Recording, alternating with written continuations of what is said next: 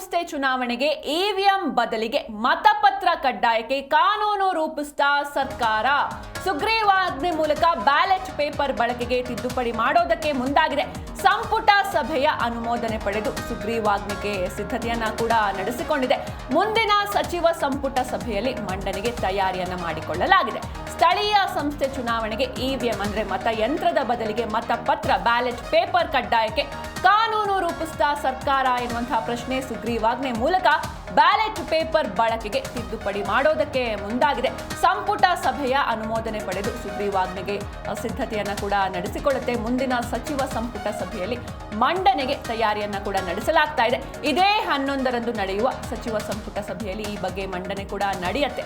ಈ ಸಂಬಂಧ ಕಾನೂನು ತರಲು ಮುಂದಾಗಿರುವ ಸರ್ಕಾರ ನವೆಂಬರ್ನಲ್ಲಿ ನಡೆಯುವ ಚಳಿಗಾಲದ ಅಧಿವೇಶನದಲ್ಲಿ ಮಸೂದೆ ಮಂಡನೆ ಮಾಡಿದಲ್ಲಿ ತಡವಾಗಬಹುದು ಎಂಬ ಲೆಕ್ಕಾಚಾರ ಇದೆ. ನವೆಂಬರ್ನಲ್ಲೇ ಗ್ರೇಟರ್ ಬೆಂಗಳೂರು ಜಿಲ್ಲಾ ಪಂಚಾಯತ್, ತಾಲೂಕ್ ಪಂಚಾಯತ್, ನಗರಸಭೆ, ಪುರಸಭೆ ಹಾಗೂ ಪಟ್ಟಣ ಪಂಚಾಯಿತಿ ಚುನಾವಣೆ ಘೋಷಣೆಯಾಗುವಂತಹ ಸಾಧ್ಯತೆ ಕೂಡ ಇದೆ.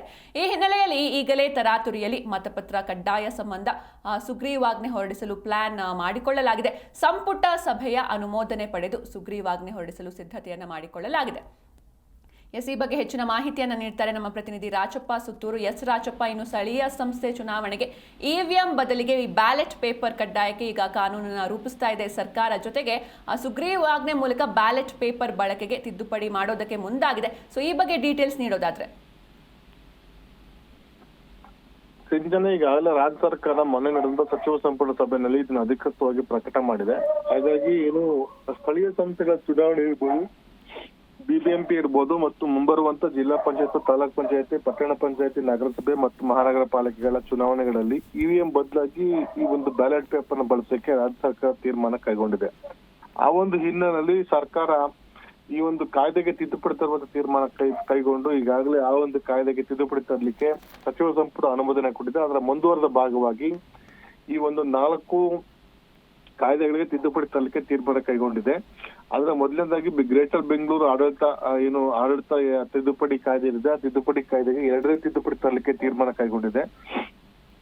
ಕರ್ನಾಟಕ ಗ್ರಾಮ ಸ್ವರಾಜ್ ಮತ್ತು ಪಂಚಾಯತ್ ರಾಜ್ ತಿದ್ದುಪಡಿ 2025ಕ್ಕೆ ಅದಕ್ಕೂ ಸಹ ತಿದ್ದುಪಡಿ ತರಲಿಕ್ಕೆ ಪ್ರಸ್ತಾವನೆ ಸಿದ್ಧಪಡಿಸಿಕೊಳ್ಳಲಾಗಿದೆ. ಕರ್ನಾಟಕ ನಗರ ಪಾಲಿಕೆಗಳ 2ನೇ ತಿದ್ದುಪಡಿ ವಿಧೇಯಕ ಮತ್ತು ಕರ್ನಾಟಕ ಪುರಸಭೆಗಳ ತಿದ್ದುಪಡಿ ವಿಧೇಯಕ, ಈ ಒಟ್ಟು 4 ತಿದ್ದುಪಡಿ ವಿಧೇಯಕಗಳನ್ನು ಮಾಡುವ ಮೂಲಕ ಆಯಾ ಸ್ಥಳೀಯ ಸಂಸ್ಥೆಗಳು ಗ್ರೇಟರ್ ಬೆಂಗಳೂರು ಮಹಾನಗರ ಪಾಲಿಕೆ, ಗ್ರೇಟರ್ ಬೆಂಗಳೂರು ಪ್ರಾಧಿಕಾರದ ತಿದ್ದುಪಡಿನಲ್ಲಿ ಬೆಂಗಳೂರು ಮಹಾನಗರ ಚುನಾವಣೆಯನ್ನ ನವೆಂಬರ್ ಡಿಸೆಂಬರ್ ವೇಳೆಗೆ ಮಾಡಬೇಕು ಅಂತ ರಾಜ್ಯ ಸರ್ಕಾರ ತೀರ್ಮಾನ ಕೈಗೊಂಡಿದೆ.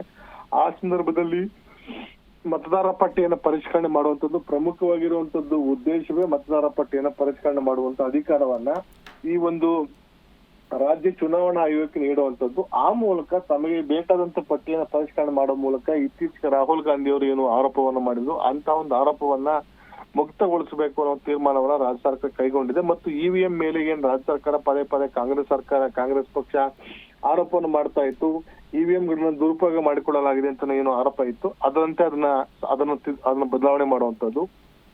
3ನೇದಾಗಿ ಇವಿಎಂ ಗಳನ್ನ 10 ವರ್ಷ ಅಥವಾ 15 ವರ್ಷಗಳ ಮೇಲ್ಪಟ್ಟು ಇವಿಎಂ ಗಳನ್ನ ಬಳಸಬಾರದು ಅಂತ ಒಂದು ಕಾನೂನಿದೆ. ಆದ್ರೂ ಸಹ ರಾಜ್ಯದಲ್ಲಿರುವಂತ ಬಹುತೇಕ ಇವಿಎಂ ಗಳಲ್ಲೂ ಅಂತ ಸ್ಥಳೀಯ ಸಂಸ್ಥೆಗಳು ನಡೆಸುವಂತ ಚುನಾವಣೆಗಳು ಬಳಸುವಂತ ಇವಿಎಂ ಗಳು ಅದ್ರ 10 ಅಥವಾ 15 ವರ್ಷಗಳ ಹಳೆಯದಾಗಿದೆ. ಅಂತಹ ಇವಿಎಂ ಗಳನ್ನ ಮರುಬಳಕೆ ಮಾಡುವಂತದ್ದು ಸೂಕ್ತವಲ್ಲ. ಹಾಗಾಗಿ ಅದನ್ನ ವಾಪಸ್ ಕೊಡುವಂತದ್ದು.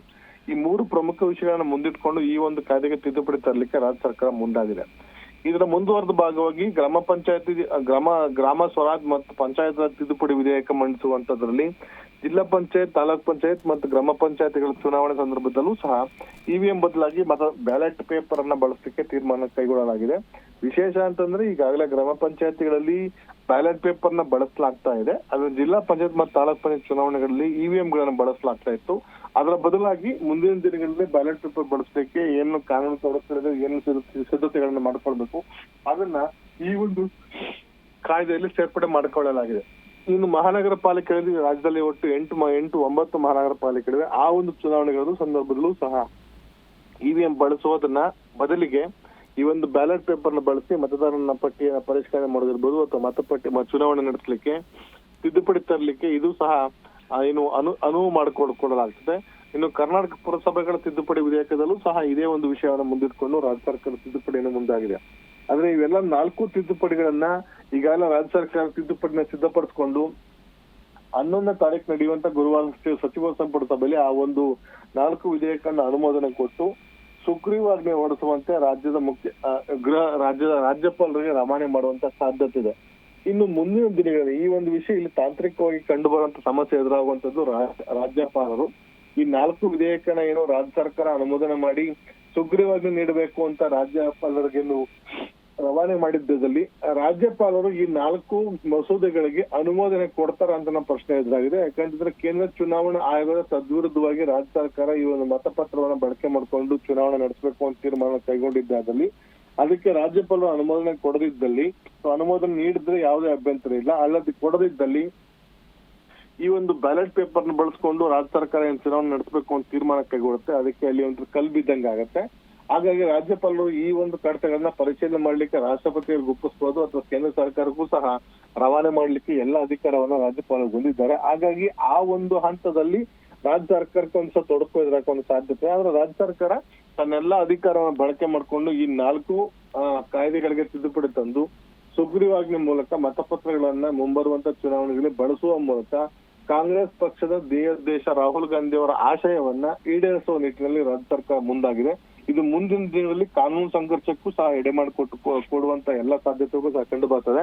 ಆದ್ರೆ ರಾಜ್ಯ ಸರ್ಕಾರ ತನ್ನ ಪ್ರಯತ್ನವನ್ನು ಮಾತ್ರ ಮುಂದುವರಿಸುವ ತೀರ್ಮಾನ ಕೈಗೊಂಡು ಈಗಾಗಲೇ 4 ವಿಧೇಯಕಗಳನ್ನ ಕರಡನ್ನ ಸಿದ್ಧಪಡಿಸಿಕೊಂಡಿದೆ. ಆ ಒಂದು ಕರಡನ್ನ ಮುಂದಿನ ಸಚಿವ ಸಂಪುಟ ಸಭೆಯಲ್ಲಿ ಮಂಡಿಸಿ ಅನುಮೋದನೆ ಪಡಿಸುವಂತ ಒಂದು ಪ್ರಯತ್ನವನ್ನ ರಾಜ್ಯ ಸರ್ಕಾರ ಮಾಡಲಿದೆ. Sinchana. Okay, thank you Rachappa Suttur ನಿಮ್ಮೆಲ್ಲ ಡೀಟೇಲ್ಸ್ಗಾಗಿ.